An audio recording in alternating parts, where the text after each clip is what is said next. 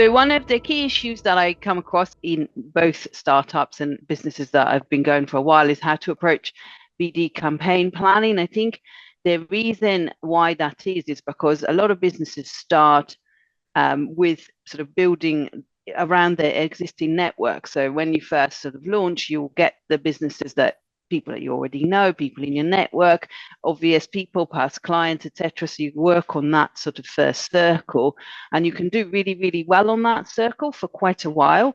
So you don't actually have to actually do any formal BD campaigns at all. You can just, get business from referrals and repeat business for years and years.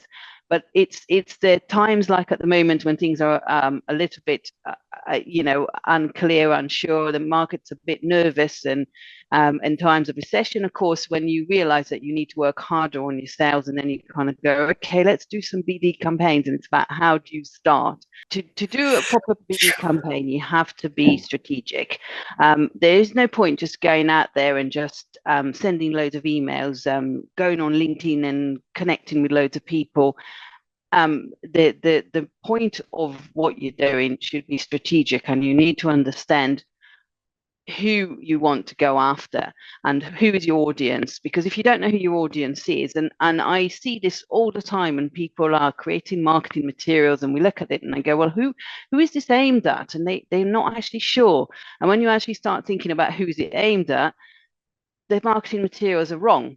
So the most important thing for you to do, to take away from this, is about strategy and understanding who your audience is, who are your target markets, what their issues are, how do they buy from you in your product, in your market, what are they looking for in terms of reassurance, solutions to their burning problems, and also to think about where they are, where do they hang around. Are they, there's some industries like leisure, for example, there isn't much point sending them a lot of emails because they're not on email in general. That a lot of the day that they're not there.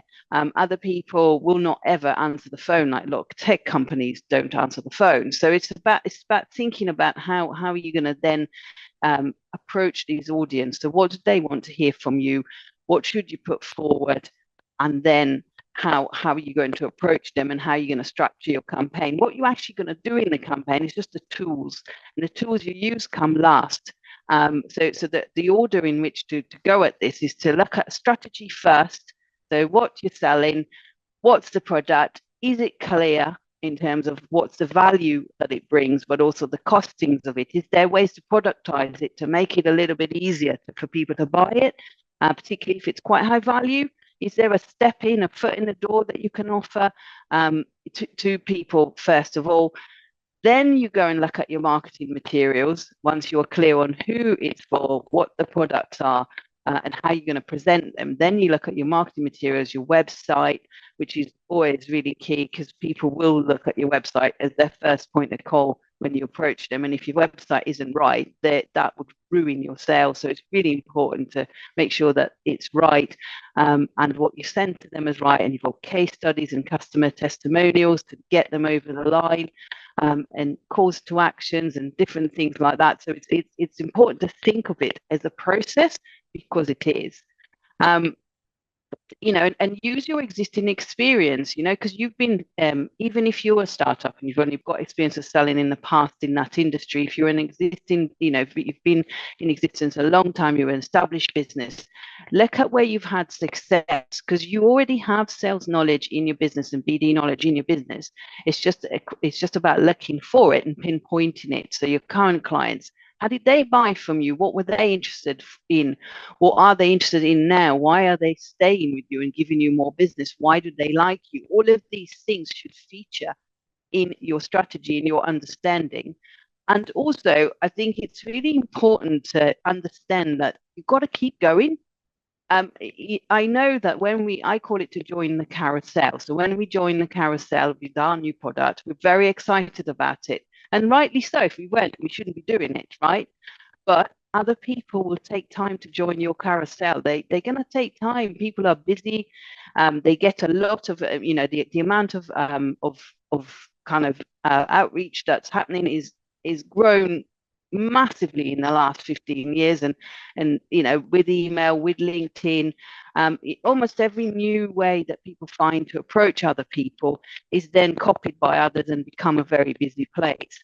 So people are busy and they are getting a lot of other approaches from different businesses. It's just to be realistic and don't expect people to come back to you. Even within the first couple of campaigns you do, you almost expect it to be quiet if it isn't wonderful.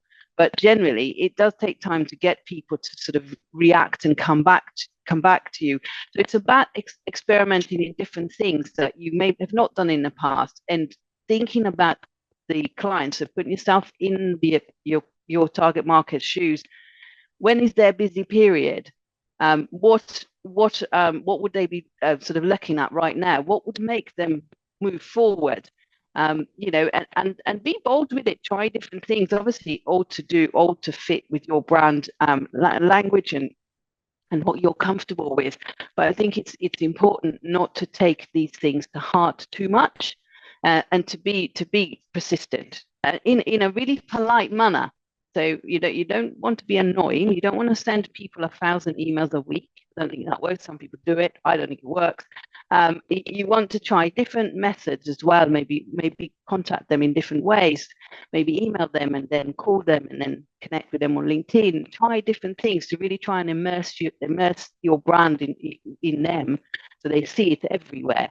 And test and measure. So, make sure that you write down everything that comes in. Look at different levels of leads. If you had somebody say, that sounds interesting, but it's not for us, that is still interesting to understand why it's not for them. If you had people open your email and look at it, you can see and click on different things and you can see who they are. That's, again, it's a low level lead, but it's still a lead. If people connecting with you on LinkedIn, these are all sort of good startups. If people are asking for more information, all of that is great because they're showing some interest. So, just develop it, be patient with it, I think is quite important. So get a strategy together, understand your audience, make sure your product is there, is right, is represented correctly, create your marketing materials, make sure everything is there, ready to be sent, the website is ready, and then go for a campaign. Plan what activities you're going to do in what order, and keep going with it and measure and test everything that you do. So that's top tips for starting a BD campaign from me.